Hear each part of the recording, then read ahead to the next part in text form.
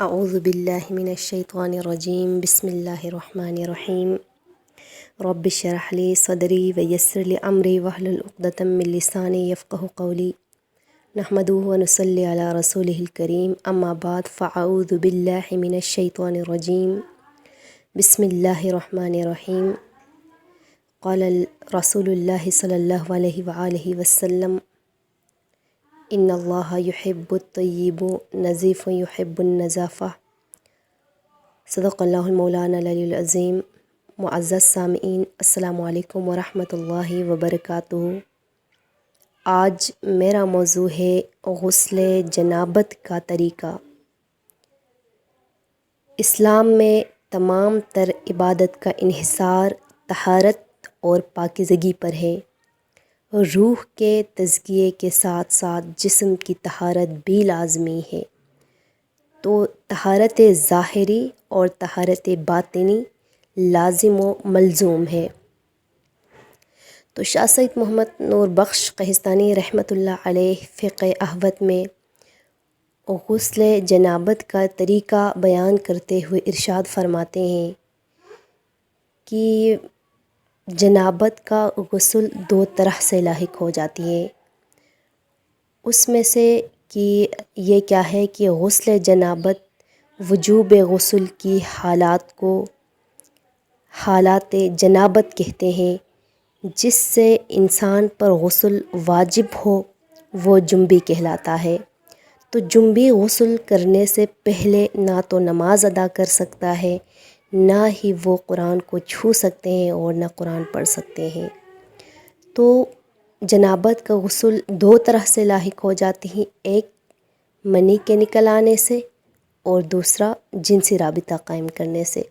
تو منی کے نکل آنے سے غسل جنابت لاحق ہو جاتی ہے، چاہے جس حال میں بھی ہو، یعنی وہ سونے کی حالات میں ہو، بیداری کی حالات میں منی خارج ہو جائے، یا اختیار سے ہو یا بغیر اختیار میں ہو۔ تو کوئی شخص اگر غلط سوچیں یا کوئی ایسی گفتگو کریں جس سے منی اگر خارج ہو تو غسل جنابت اس پر واجب ہوگا۔ تو اس کی جو علامات ہے وہ کیا ہے؟ قطروں کا آنا ہے اور نکلنے سے لذت کا محسوس ہونا ہے۔ جب کوئی شخص ان علاماتوں کی حامل کوئی تری محسوس کرے تو وہ کیا ہے؟ اس پر غسل جنابت واجب ہوگا۔ اور اگر تری محسوس نہ کریں کہ لذت محسوس نہ کریں تو اس حالات میں کیا ہے؟ وہ تری یا تو ودی ہوگی یا مزی ہوگی۔ تو شاہ سید رحمۃ اللہ علیہ فرماتے ہیں کہ صاحب تمیز تجربہ کار کے نزدیک اس کی بو اپنے محل سے نکلنے والی تمام چیزوں کی بو سے ممتاز ہوتی ہے، اور تجربہ کار لوگ اس کو انڈے کی سفیدی کی بو سے تشبیہ دیتے ہیں جب کہ وہ خشک ہو۔ تو لازمی ہے کہ ہر صاحب دیانت شخص کے لیے کہ ان تین چیزوں میں کہ وہ تمیز کرے، ودی، مزی اور منی، ان تین چیزوں میں کہ وہ تمیز کرنا کیا ہے؟ ہر ایک کے لیے واجب ہے۔ تو ایک ودی کیا چیز ہے؟ شاہ سید رحمۃ اللہ علیہ فرماتے ہیں کہ فقہ احوت میں کہ ودی پیشاب کے بعد آتے ہیں، تو ودی کے خارج ہونے سے وضو واجب ہوگا، اسے نہ کہ غسل واجب ہوگا بلکہ اس سے وضو واجب ہوگا۔ اگر یہ کپڑوں پہ لگے تو کپڑا بھی ناپاک ہوگا کہ کپڑے کا دھونا واجب ہے۔ اور مزی کیا چیز ہے؟ مزی کے بارے میں بیان فرماتے ہیں فقہ احوت میں کہ یہ عام ابتلا ہونے والی چیزوں کے حکم میں ہے، کیونکہ گرم مزاج والوں کے لیے یہ جوانی اور کواری کی حالات میں مزی سے بچنا ایسا ہے جیسا کہ بہتے زخموں والوں کے لیے زخم کے چھنٹیوں سے بچنا۔ تو یہ کیا ہے؟ اس کا مطلب کہ یہ انتہائی دشوار کام ہے، مزی سے بچنا بہت ہی دشوار کام ہے۔ یہ جوانی میں اور کواری کی حالات میں مزی سے بچنا مشکل ہے۔ تو اسی لیے شاہ سید رحمۃ اللہ علیہ فرماتے ہیں کہ لہٰذا یہ چیز کیا ہے؟ معاف ہے، یعنی مزی معاف ہے، اس سے نہ وضو واجب ہوگا اور نہ کہ غسل واجب ہوگا، اور اگر مزی کپڑے پر لگے تو وہ ناپاک بھی نہیں ہوگا، لہٰذا مزی بالکل معاف چیز ہے۔ اور مزی سے اگر کپڑا لت پت ہو جائے تو اس میں نماز پڑھنا جائز بھی ہے، کہ وہ اس میں نماز پڑھ سکتے ہیں۔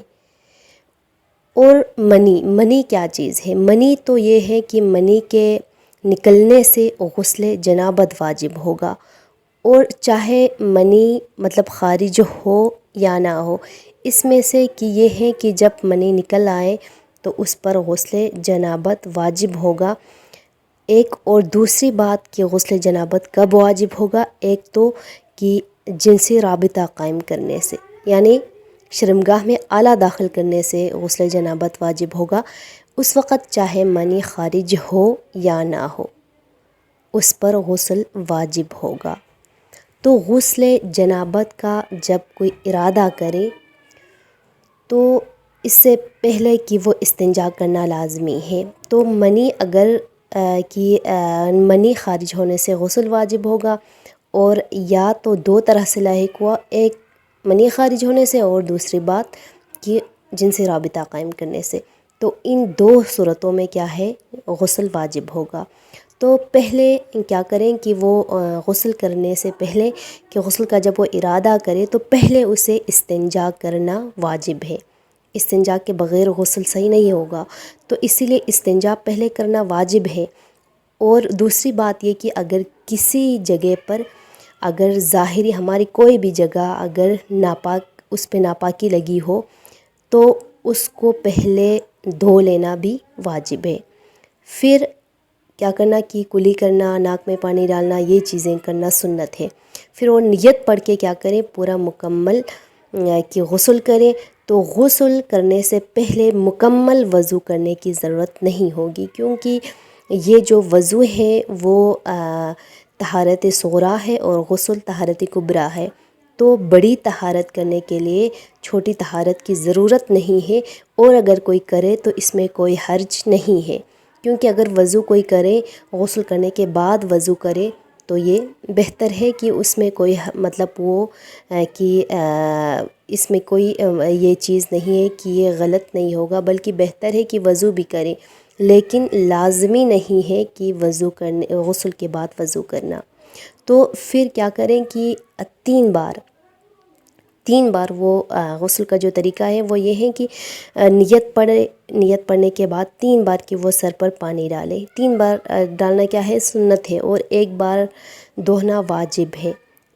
3 دفعہ کی وہ سنت بھی کرتے ہوئے کہ 3 بار کی وہ پانی ڈالے، پھر وہ نیت پڑھ کے دائیں کاندھے پر 3 بار پانی ڈالے، پھر 3 بار بائیں کندھے پر پانی ڈالے، تو ایسے ہی غسل مکمل ہو جاتا ہے۔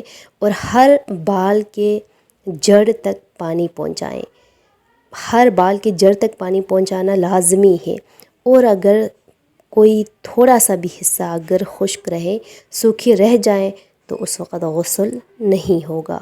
تو غسل جنابت کیے بغیر کہ گھر میں پڑے رہنا کیا ہے، ایک بے برکتی اور نحوست کا سبب ہے۔ تو رسول اکرم صلی اللہ علیہ وآلہ وسلم فرماتے ہیں کہ جنابت کی حالات میں پڑے رہنے سے رحمت کے جو فرشتے گھر میں نہیں آتے۔ تو اس سے مراد یہی ہے کہ غسل کے وقت کاہلی اور سستی کا مظاہرہ کرنا کیا ہے، گناہ ہے۔ وآخر دعوانا ان الحمد للہ رب العالمین۔ مزید ویڈیو کے لیے کہ آپ لوگ کی اس ویڈیو کو لائک کریں تاکہ مزید ویڈیو آپ تک پہنچ سکیں۔ اللہ حافظ۔